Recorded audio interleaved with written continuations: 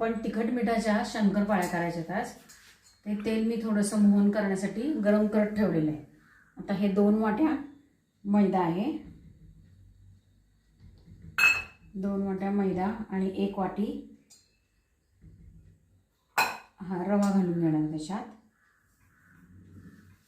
त्याच्यानंतर 2 चमचे, साधारण हा चमचा बारका, 2 चमचे मीठ घातलेले आहे त्याच्यात.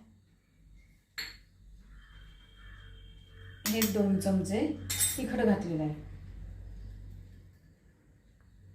आणि ओवा थोडासा, तुम्हाला पाहिजे तेवढा ओवा घ्या.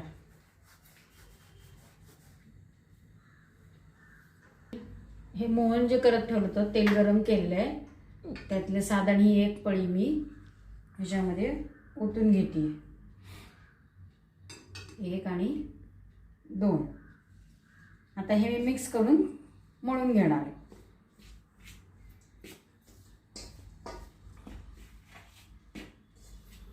मळलेलं होतं ते आपण पीठ 10 मिनिटं ठेवलं होतं.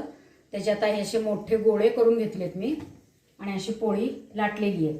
त्याच्यामध्ये आता मी थोडंसे तुकडा टाकून बघितला, येतंय वर पटकन, याचा अर्थ तेल गरम झालेलं आहे.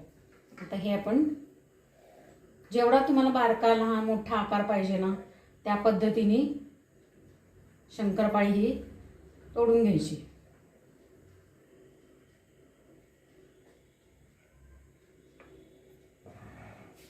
कुणाला चौकोनी, कुणाला वेगळ्या आकाराची आवडते, कुणाला काय प्रकार आवडतो, आपल्याला जसं आवडतंय तशा पद्धतीने आपण करून घ्यायची.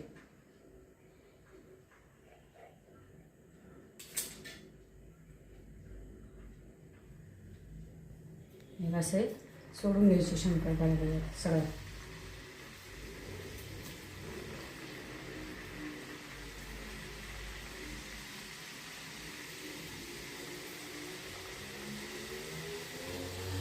बघा अशा मस्त फुगलेल्या पण आहेत, छोटे छोटे झाले आहेत आणि मस्त झालेल्या आहेत एकदम. आवाज बघा असं छान येतोय. अशा आता मी सगळ्या शंकरपाळ्या करून घेते आणि मग दाखवते. अशा पद्धतीने आपल्या एवढ्या शंकरपाळ्या छान झालेल्या आहेत. या खायला तिखट मिठाच्या चमचमीत शंकरपाळ्या.